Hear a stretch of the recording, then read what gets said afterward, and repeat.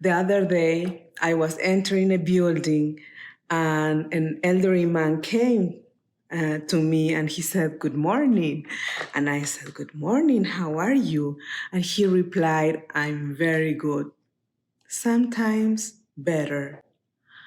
And that left me thinking, that was the first time somebody replied to me, "I am very good, sometimes better." I thought how many times we have this internal battle with our own self, being so hard on our own self. It reminded me of what Shoghi Effendi said, that ultimately all the battles in life is within the individual. And I have to stop there and think. And that was connected to another phrase, quote, that I saw on a classroom from Albert Einstein that says that the education is not the learning of the facts, but the training of the mind to think. We get lost so many times in life trying to find the right path. But if we don't take action and get lost so many times, maybe we will never find that path. We have to compare ourselves only, Abdul Baha says, with the version of our own self the day before.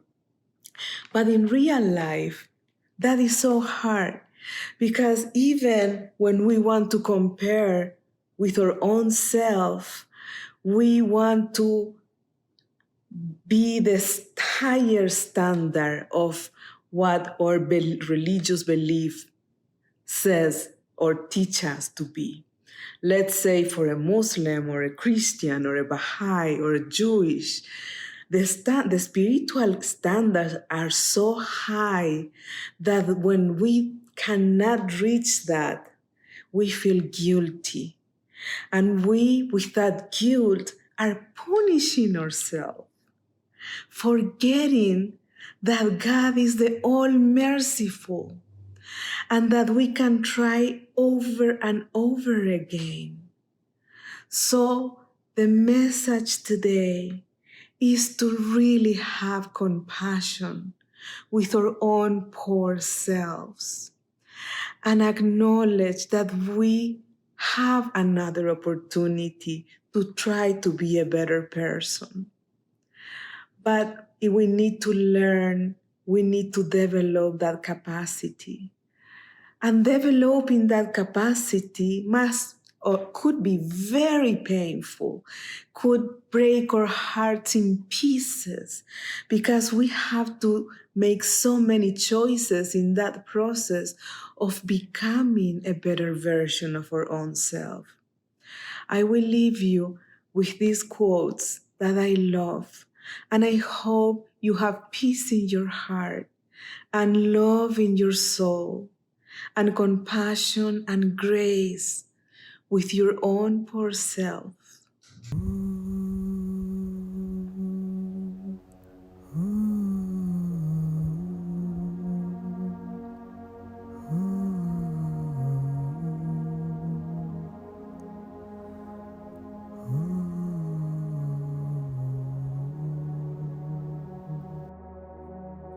Life is a constant struggle, not only against forces around us, but above all against our own ego.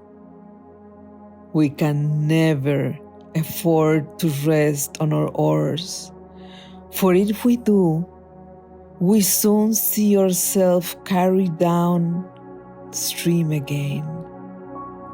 Many of those who drift away from the cause do so for the reason that they had ceased to go on developing.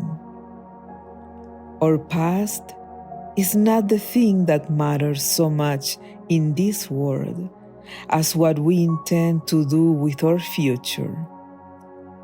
We are growing, even though we perhaps thought ourselves incapable of growth and change.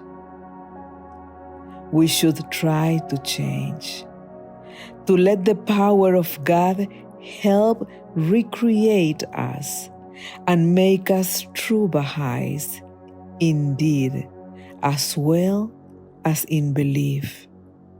But sometimes the process is slow.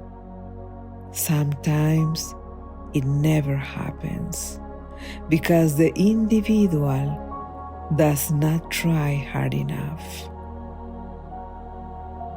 The power of God can entirely transmute our characters and make of us being entirely unlike our previous selves. Through prayer and supplication, obedience to the divine laws of Baha'u'llah has revealed, and ever-increasing service to His faith, we can change ourselves. The whole purpose of Baha'u'llah is that we should become a new kind of people. People who are upright, kind, intelligent, truthful, and honest, and who live according to His great laws laid down for this new epoch in man's development. To call ourselves Baha'is is not enough. Our inmost being must become ennobled and enlightened through living a Baha'i life. We humans are never going to be perfect, for perfections belong to a realm we are not destined to enter. However, we must constantly mount higher, seek to be more perfect. The ego is the animal in us, the heritage of the flesh, which is full of selfish desires. By obeying the laws of God, seeking to live the life laid down in our teachings, and prayer and struggle, we can subdue our egos.